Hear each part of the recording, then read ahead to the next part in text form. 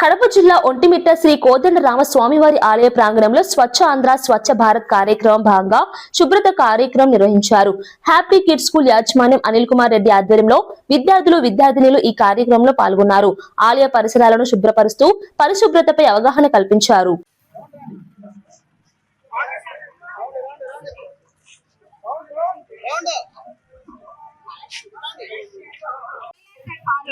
Wherever such crime happened, the common question, what was she doing there? Why was she there? But real question, why did the crime happen?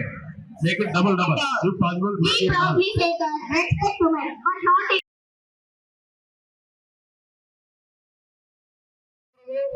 Helmet లేకుండా bike నడపకూడదు, seat belt లేకుండా వాహనం నడపకూడదు, road యొక్క signals పాటించకుండా దురుసుగా వ్యవహరించడం అనేది మన ప్రాణాలకు ఖచ్చితంగా ఎమలుండ కార్యక్రమం జరుగుతుంది.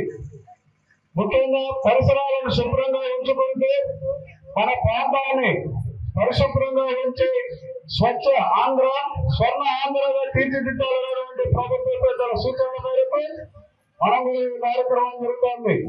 రేపు ఒంటిమిట్ట బ్రహ్మోత్సవాలకు కొన్ని లక్షల మంది బయట ప్రాంతాల నుంచి వచ్చి వారి ఎక్కువ ప్లాస్టిక్ ఎక్కడెక్కడ పైసి చెత్తను పేరుస్తూ అది భూమిలో కలుసుకొని సమాజానికి ఎంత హానికరమో అందరికీ తెలుసు.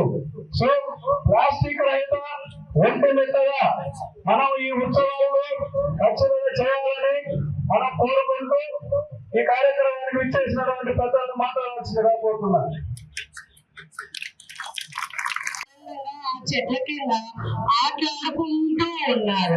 పక్షులు ఆహ్లాదంగా చెట్ల మీద వాలి సేద తీరుతున్నాయి.